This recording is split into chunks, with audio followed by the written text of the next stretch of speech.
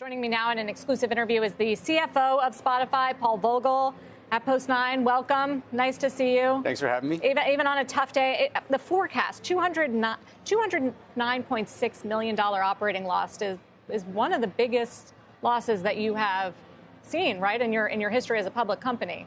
Market's not in the mood for those kind of losses. Yeah, so let me take a step back and say, first of all, thanks for having me. Congratulations on your new show. Thank you. First of all, I think if you take a look at the quarter was actually really strong. And so I think when we look at, backing out Russia, and obviously we exited Russia, but when you look at our user growth above expectations, subscriber growth above expectations, revenue in line, gross margins better than expected. So all of our main metrics are actually really strong in the quarter.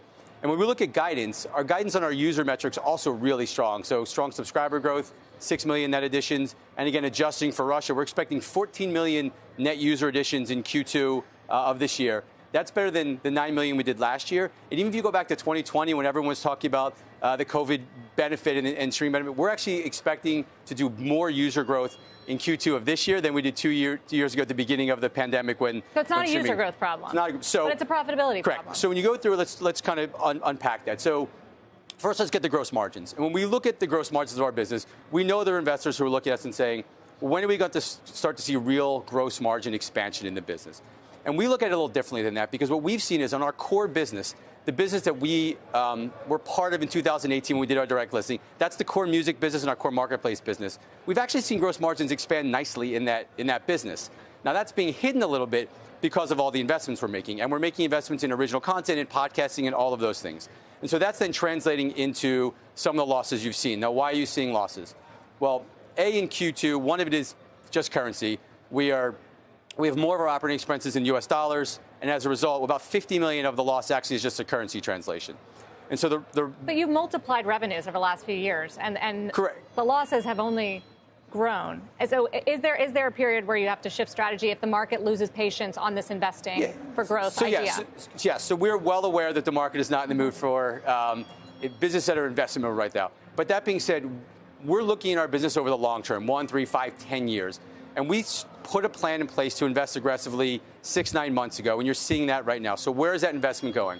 So one, it's going continuing in original content, in our podcasting business, and in improvements to the product. So that's number one. Number two, so we've hired a lot of engineers, a lot of data scientists. Over 50% of our headcount growth, which has been a big part of our OpEx growth, is in R&D. It's in building all these tools and services.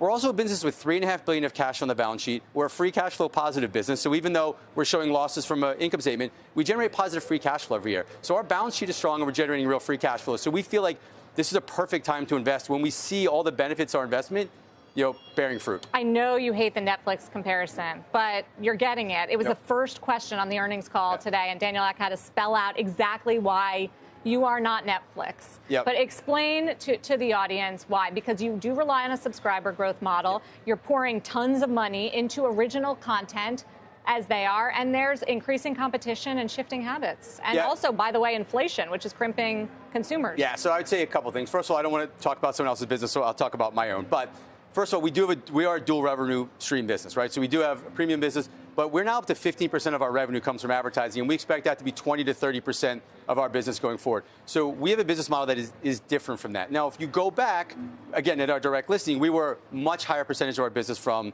just the pure subscription business. So we've evolved beyond that.